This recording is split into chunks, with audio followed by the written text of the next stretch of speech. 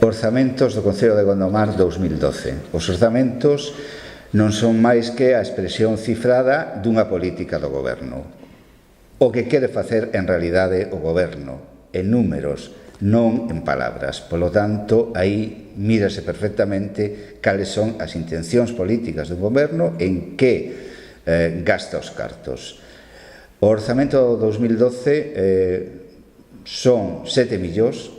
Se analizamos o capítulo de ingresos, temos que non se produce unha diminución dos ingresos do Estado, e hai, polo tanto, unha boa situación, cando prácticamente nunha maioría dos concellos hai unha diminución destes ingresos, e, por outro lado, hai un incremento das taxas e impostos que debemos recalcar.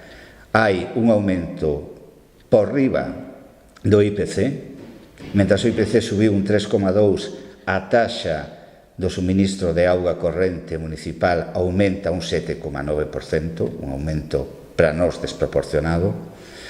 Aumenta as taxas de licencias urbanísticas un 4,5%, e dende Lienzo un aumento superior ao IPC. Aumentan as taxas dos servicios de deporte e do conservatorio por riba do IPC. É dicir, hai un aumento das taxas e impostos. Incluso o goberno municipal aumentou o IBI un 10%, pasamos do 0,5 ao 0,57%,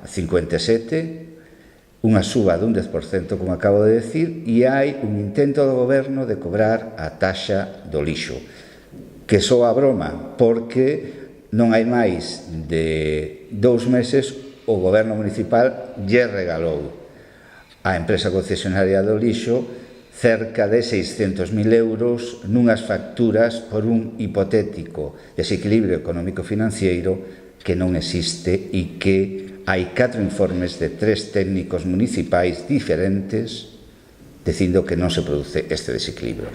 Hai, polo tanto, un incremento das taxas e impostos e hai unha non disminución das aportacións do Estado. Que fixo o goberno municipal con estes 7 millóns? En que os gastou? Cal é a intención? En que os vai a gastar neste 2012?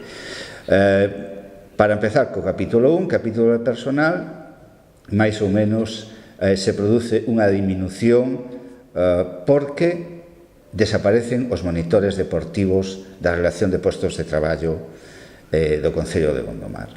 É dicir, vaise privatizar as escolas deportivas.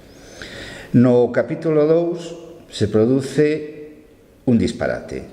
Cando todas as administracións, tanto as europeas como as estatais, as autonómicas e as locais, están facendo unha contención do gasto corrente para adecuar os ingresos e os gastos, o Concello de Gondomar produce un aumento do 40% dos gastos correntes do Concello. É dicir, pasa de 2,4 millóns no ano pasado a 3,4 millóns neste ano 2012. É dicir, fronte á propaganda de que vamos a facer máis con menos do Partido Popular, aquí prodúcese exactamente o contrario. Vamos a facer menos con máis.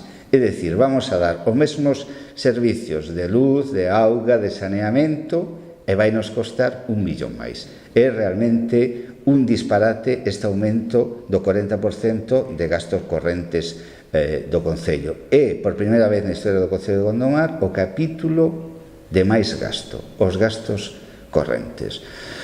No outro capítulo importante para o Concello, que son os investimentos.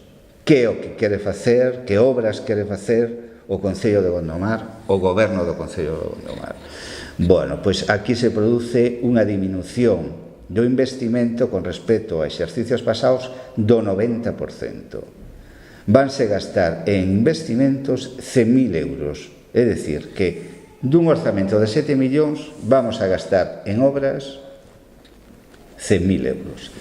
Pero que non son en obras, porque a maioría destes 100.000 euros se van gastar nunha obra xa realizada e o resto vai ser para mobiliario municipal. Parece razonable decir que non é o máis axeitado neste momento. Prodúcese, por outro lado, un feito paradóxico que por primeira vez tamén, e eu considero que non debe haber moitos casos como este, un goberno municipal gasta máis do doble en pagarse a si mesmo que en investir no ben dos veciños. É dicir, o Concello de Gondomar, o goberno, vai gastar 250.000 euros en pagarse a si mesmo, en pagar as dedicacións exclusivas e parciais de 6 membros do goberno, 250.000 euros, e vai gastar 108.000 euros en investimentos. Este é un disparate que indica claramente a deriva que leva este goberno municipal, a non ser que evidentemente entendamos por investimentos que eles decidiron neste ano investir en sí mesmos. Por outro lado, prodúcense unha diminución nas partidas de deportes, nas partidas de cultura e nas partidas de educación. Pero xunto con esta diminución de gastos correntes hai unha cousa todavía máis grave. No capítulo de servicios sociais, de gasto social, pasamos de 1,1 millóns de euros a 488.000 euros. É dicir, hai unha diminución de máis do 50%, redúcense a metade o capítulo dos servicios sociais. Nesta época, onde moita xente está pasando moi mal, onde hai moita familia e persoas necesitadas, reducir este gasto social a metade resulta un disparate. Pero tamén eliminaron partidas que non se deberon de eliminar.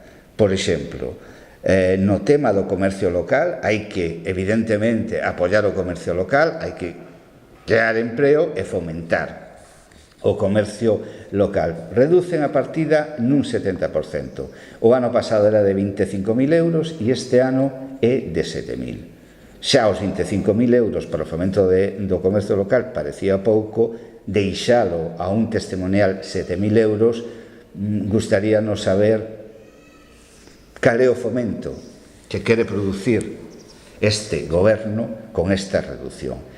Pero a maiores, redúcense partidas como as subvencións nominativas. As 3 entidades que hai en Uruguai e en Argentina dos emigrantes gondomareños elimínanse.